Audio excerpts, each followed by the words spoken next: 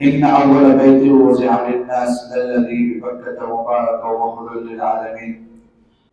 دیکھو بھائیو، یہ جو پرکشش گھر آپ کے سامنے نظر آ رہا ہے بیت اللہ شریف، یہ اللہ کا وہ عظیم الشان گھر ہے جس کی ایک عظیم الشان تاریخ ہے۔ آپ کے سامنے میں اس کی کچھ تاریخ آپ کے سامنے رکھنا چاہتا ہوں۔ ایک حدیث مبارکہ میں آتا ہے، ابن عمر رضی اللہ تعالیٰ عنہ سے حدیث مبارکہ مروی ہے، خلق اللہ البیت قبل خلق الارض 1000 سنہ، اللہ رب العزت نے بیت اللہ شریف کو زمینوں کے پیدائش سے 2000 سال پہلے پیدا کیا۔ ایک حدیث مبارکہ میں آتا ہے کہ جس وقت اللہ رب العزت کی ذات کی اللہ کے سامنے کوئی چیز موجود نہیں، اللہ رب العزت نے اپنے قدرت کاملہ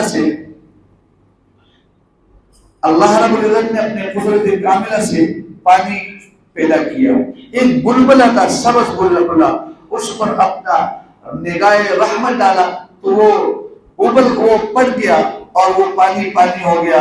اللہ رب العزت نے اپنے قدرت سے اس پر اپنا عرش قائم کیا، نیچے پانی تھا، قدرت سے گلا تھا، اوپر اللہ کا عرش تھا۔ قرآن نے اس کی طرف اشارہ کیا، وَكَانَ عَرْشُهُ عَلَى الْمَاءِ، اس بات کہ اللہ کا عرش پانی کے اوپر تھا، اس پانی کے اوپر اللہ پاک نے روح پہ نگاہ ڈالی تو یہ پانی پگھلنے لگا۔ جب پانی پگھلنے لگا تو اس سے ایک دھواں نکلا اوپر کی طرف، اس دھواں سے اللہ پاک نے آسمانوں کو بنایا۔ ثم استوى الى السماء وهي دخان، قرآن میں اللہ نے اس کی طرف اشارہ کیا، ثم استوى الى السماء، آسمانوں کی طرف، اور وہ ایک دھواں تھا۔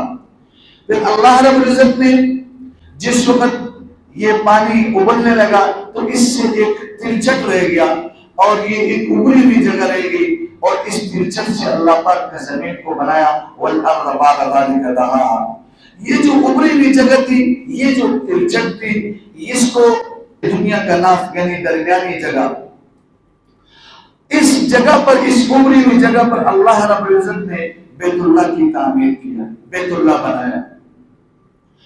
تو یہ حدیث اس کو دیکھا جائے تو اس سے بات معلوم ہوتی ہے کہ پوری ہوئی زمین اللہ رب العزت نے اس بیت اللہ سے بنایا، اور یہی وجہ ہے کہ اس مٹی کے ساتھ جن انسانوں کا تھوڑا تک کچھ نہ کچھ حصہ ہے، کچھ کنیکشن ہے، تو قدرتی طور پر اللہ رب العزت نے ان کے دلوں میں بیت اللہ کی محبت ڈالی ہے۔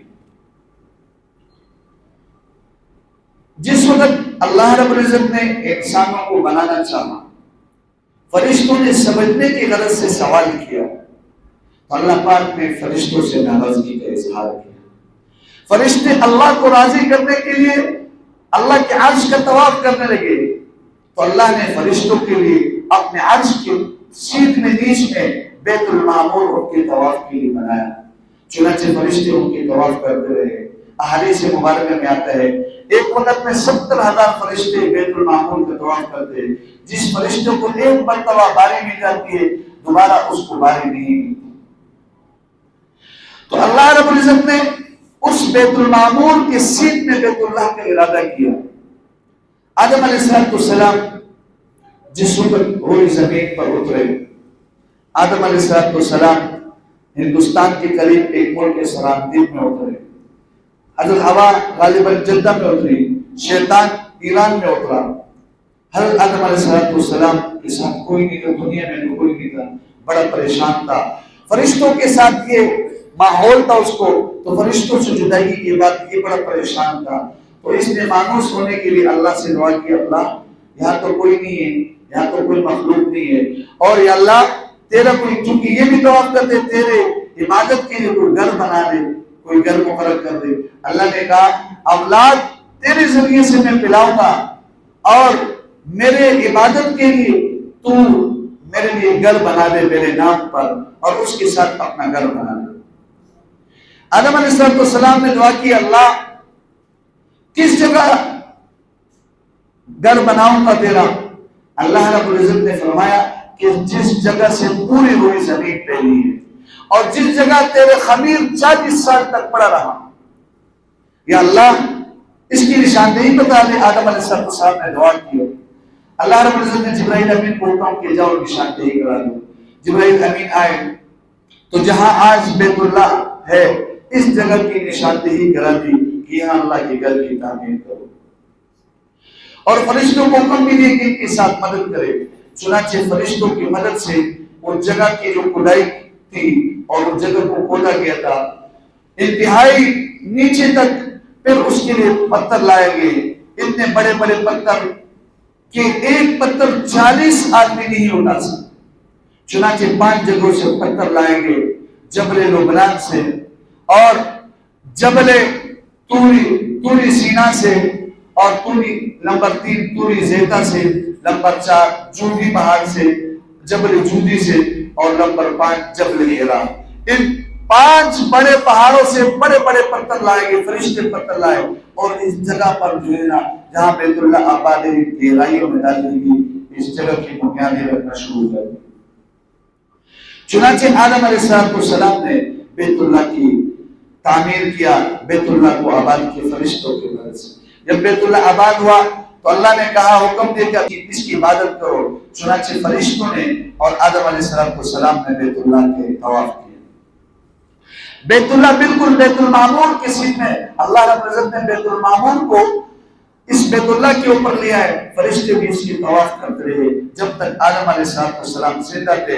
جب آدم علیہ السلام دنیا سے رخصت ہو گئے، طوفان نوح تک فرشتے بھی اسی بیت المعمور اسی جگہ پر تھا، بیت اللہ کی طواف کرتے رہے۔ پھر طوفان نوح جب آیا تو اللہ رب العزت نے فرشتوں کو بھیجا اور بیت المعمور کو واپس آسمانوں پر لے گئے، اور بیت اللہ پانی کے اندر ڈوب گیا اور مٹی کے دھوبوں کے اندر جو ہے نا یہ چھپ گیا۔ حجر اسود کو پھر فرشتوں نے جبل ابی قبیس میں چھپایا۔ چنانچہ جب ابراہیم علیہ السلام کا دور آتا ہے، آپ کے سامنے پہلے میں نے اس کی تھوڑی سی مختصر سی بات کی۔ ابراہیم علیہ السلام عراق کے شہر بابل میں پیدا ہوئے تھے۔ جس زمانے میں یہ پیدا ہوئے تھے لوگ سارے مشرک تھے۔ ابراہیم علیہ السلام نے ان کو توحید کا درس دیا، وہ مخالف ہوئے، ان کو جلاوطن کرنے کی کوشش کیا۔ ابراہیم علیہ السلام نے شام کی طرف ہجرت کی۔ راستے میں ان کے ساتھ ان کی بیوی سارہ تھی۔ راستے میں ظالم بادشاہ تھا اس کا مصر میں، اس نے برا ارادہ کیا، اللہ رب العزت نے ان کی بیوی کی طرف برا ارادہ کیا، اللہ پاک نے اس کی حفاظت کی اور اس نے پھر بطور جرمانے کیا اپنے آپ کی بچاؤ کے لیے حضرت حاجرہ کو تحفہ میں دے دیا۔ حضرت حاجرہ کو حضرت سارہ نے ابراہیم علیہ السلام کو دے دیا۔ ابراہیم علیہ السلام نے ان سے نکاح کیا، پھر ان سے ان کا بیٹا پیدا ہوا۔ اب شوکت تھی، بشری تقاضے کے مطابق اس کا گود بڑھ گیا تو اس کو غصہ آیا اور اس نے کہا کہ اس بیوی کو اس بیٹے کو کسی دشت و بیابان میں چھوڑ دے۔ ابراہیم علیہ السلام اللہ کے حکم کا منتظر تھے۔ اللہ نے اپنی بندی کا جو بات تھا اس کا لاج رکھا۔ اللہ اپنے بندوں کی بات کا لاج رکھتے، قسم کا بھی لاج رکھتے، چونکہ اس نے توحید کو پلانے میں ابراہیم علیہ السلام کا بڑا ساتھ دیا، بہت ساتھ دیا تھا سارہ نے۔ تو چونکہ اللہ پاک کو یہ بہت محبوب تھی اپنی بندی، تو اللہ نے اس کی بات کا لاج رکھا اور وہی پہ ابراہیم علیہ السلام کو کہا جاؤ لے جاؤ۔ چنانچہ شام سے ہی حجاز کی طرف آتے ہیں اور حجاز کی طرف آتے ایک جگہ جہاں بیت اللہ شریف آباد ہے، مکہ مکرمہ پہنچتے تو جبرائیل امین کو حکم دیتے جاؤ ابراہیم علیہ السلام کو قبیل لے جاؤ۔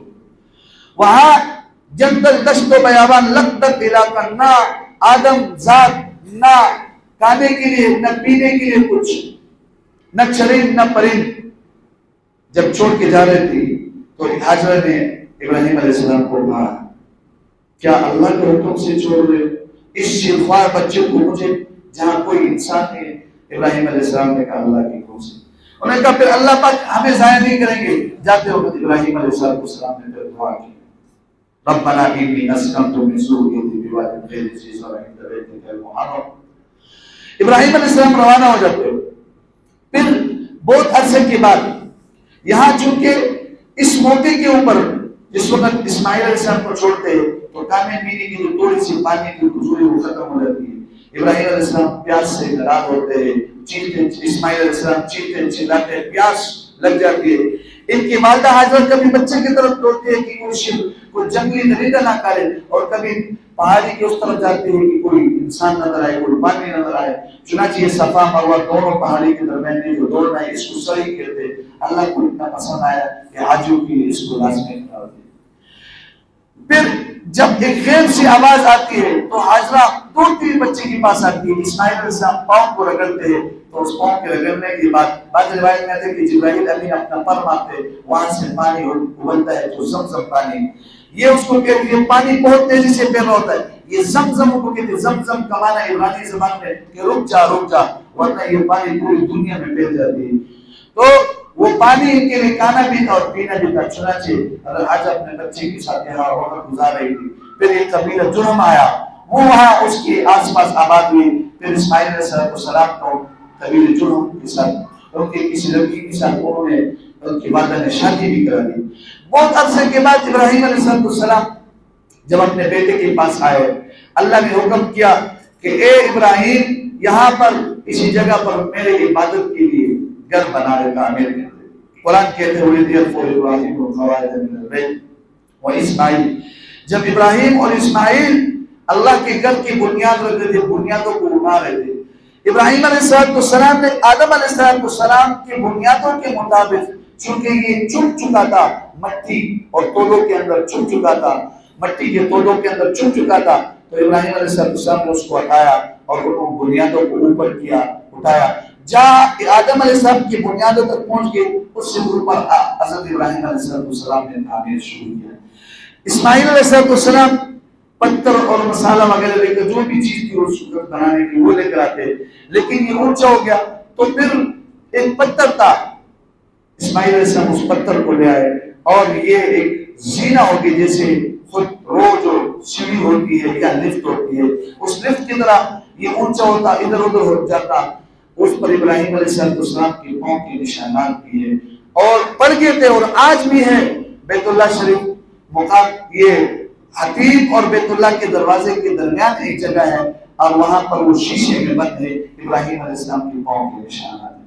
اللہ نے اس کے بارے میں یہ بھی فرمایا وَاتَّخِذُوا مِن مَقَامِ إِبْرَاهِيمَ مُصَلًّى، حاجی اور عمرہ والے کے لیے کہا، طواف کرنے والے کے لیے کہا جب تم طواف کرو تو مقام ابراہیم پر 2 رکعت پڑھو. یہ نفل ہے لیکن پڑھنا واجب ہے.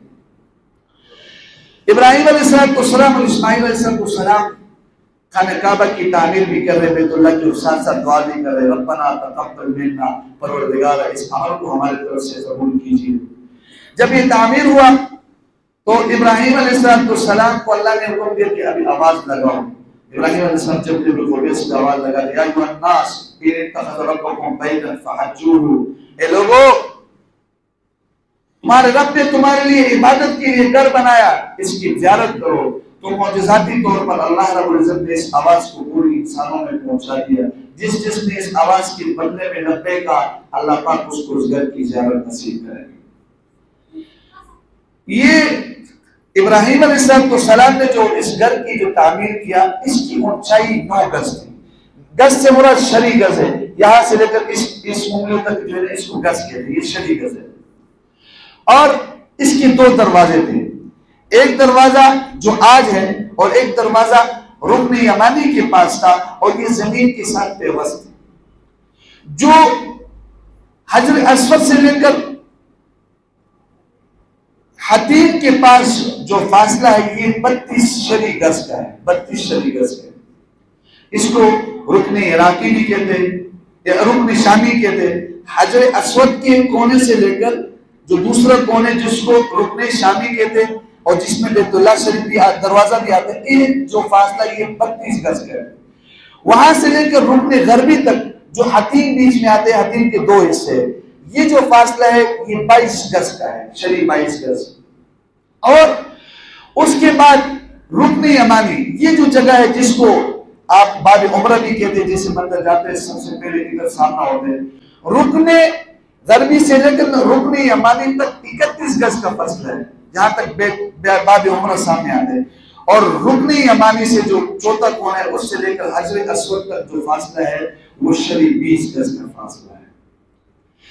ابراہیم علیہ السلام نے بیت اللہ کی جب تعمیر کیا تو اس کے اوپر چھت نہیں تھا اور اس کا دروازہ بھی نہیں تھا. چنانچہ طب حمیر ہی ایک بادشاہ آیا ابراہیم علیہ السلام کے بعد، اس بادشاہ نے لکڑی کا جو ہے دروازہ اس میں لگایا. اور اس کے بعد قوم عمالقہ آئی، قوم عمالقہ نے بیت اللہ شریف کی تعمیر کیا، وہ گر گیا تھا، منہدم ہو گیا تھا سیلابوں کی وجہ سے، پھر سیلابوں کی وجہ سے گر گیا تھا، منہدم ہو گیا تھا، قبیلہ جرہم نے جو ہے اس کی تعمیر کی۔ پھر پانچویں مرحلے میں قریش نے اس کی تعمیر کی، جب نبی علیہ السلام کی عمر 35 سال کی تھی، اور قریش نے اس کی تعمیر کیا۔ جب گر گیا تھا اس وقت قدرتی طور پر جدہ جو پورٹ ہے اس پر ایک جہاز آیا تھا اور وہ جہاز خراب ہو گیا تھا، تو لکڑی تیار تھی، انہوں نے اس کی تعمیر شروع کیا۔ جب بیت اللہ کی تعمیر شروع کی تو ایک اژدہا آ گیا بیت اللہ کی چھت کے اوپر بیٹھ گیا، کوئی اس کی قریب نہیں جا سکتا۔ پھر ایک وقت آیا کہ اللہ رب العزت نے پرندہ بھیجا بہت بڑا، اس نے اپنے پنجوں اور چونچ کے ساتھ اس اژدہا کو اٹھا کے لے گیا۔ قریش سمجھ گئے کہ ابھی اللہ کی طرف سے اجازت ہے تعمیر کرنے۔ چنانچہ ولید بن مغیرہ نے جیسے پہلے توڑی ماری تو وہ توڑی واپس اس کی طرف پلٹ کے آئی، تو یہ سمجھ گئے کہ بھائی اس میں حرام پیسہ نہیں لگے گا۔ چنانچہ قریش نے آواز لگایا کہ بیت اللہ کی گھر کی تعمیر میں حرام پیسے ایک بھی نہیں لگے گا۔ چنانچہ حلال پیسوں سے بیت اللہ کی تعمیر کیا۔ تو قریش نے کیا کیا، 2 دروازے ختم کر کے ایک دروازہ کیا، اور یہ دروازہ نیچے تھا اور یہ دروازہ اوپر کر دیا۔ یہ اس لیے کہ یہ جس آدمی کو چاہے اندر داخل کر دے، جس کو نہ چاہے ورنہ اس میں ہر آدمی داخل ہو سکتا، اور رکن یمانی والا دروازہ بند کر دیا۔ ان کے پاس پیسہ ختم ہو گیا۔ جو حتیم ہے یہ بیت اللہ کے حصے میں ہے، جس آدمی نے حتیم کے اندر نماز پڑھا گویا اس نے بیت اللہ کے اندر نماز پڑھا، تو اس حتیم کو ان کے پاس خرچہ پیسہ ختم ہو گیا تو یہ باہر رہ گئے۔ ابراہیم علیہ السلام نے جس وقت اس کی تعمیر کی تھا تو ایک جگہ اس میں بنایا تھا، تو وہ جگہ خزانہ تھا، وہاں پر نظر و نیاز لوگ لا کر جمع کرتے، وہ آج بھی ہے، ابھی بھی سونے سے بھرے ہوئے، تو قریش نے بھی اس کو اسی طرح چھوڑ دیا۔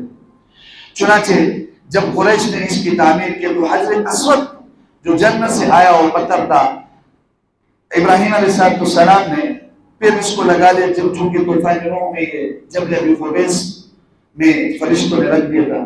چنانچہ یہ رکھنے کی جو باری آئی، ہر آدمی چاہتا ہے کہ بھئی میرے ہاتھ سے رکھا جائے اور آخر تک جو ہے میرا نام ہو کہ فلانے نے رکھا، فلانے قبیلے کا، قریب تک اس پہ لڑائی ہو جاتی۔ بہت بڑی خودریزی علیہ السلام نے ایک فیصلہ کیا اور وہ اچھا فیصلہ تھا، اور اس فیصلے کے مطابق انہوں نے عمل کیا اور بہت بڑا فتنہ اور خودریزی سے بچ کے سب نے مل کر اس پتھر کو رکھا۔ آخر میں آپ علیہ السلام کے پاس بلایا گیا، آپ نے اس حجر اسود کو پتھر کو رکھا۔ حدیث مبارکہ میں آتے ہیں جب پتھر آیا تھا جنت سے، یہ بالکل سفید تھا دودھ کی طرح، لوگوں کے گناہوں نے اس کو کالا سیاہ کیا، چونکہ اس کو جس نیت سے چوما جاتا ہے حدیث میں آتا ہے تو اس کی نیت کو قبول کیے جاتے ہیں، انسان کے گناہ دھلتے ہیں، اور حدیث میں آتا ہے قیامت کے دن اس کو آنکھیں دیا جائے گا، یہ اپنے چومنے والوں کی صفات کرے گا۔ نبی علیہ السلام نے جس وقت فتح مکہ کیا، فتح مکہ ہوا تو آپ علیہ السلام نے خواہش ظاہر کیا، یہ لوگ نئے مسلمان ہوئے، اور عائشہ سے فرما رہا ہے کہ اگر مجھے اس چیز کا ڈر نہ ہوتا کہ یہ لوگ دین سے پھر جائیں گے، ورنہ میں بیت اللہ کو ابراہیم علیہ السلام کی بنیادوں کے مطابق کرتا۔ ابراہیم علیہ السلام نے 2 دروازے مقرر کیے تھے، اور جو میں نے آپ کو تفصیل بتایا 9 گز اونچائی، اور حتیم کو بھی بیت اللہ میں داخل کرتا چونکہ بیت اللہ کا حصہ تھا۔ اور جو طب عمیری بادشاہ تھا اس نے سب سے پہلے ابراہیم علیہ السلام کی بات اس کا غلاف بنایا تھا۔ آپ علیہ السلام کی اس خواہش کو عبداللہ بن زبیر رضی اللہ عنہ جب خلیفہ ہوئے تو اس کو پورا کیا اور اس کو اسی نقشے کے مطابق ابراہیم علیہ السلام کے نقشے کے مطابق بنایا۔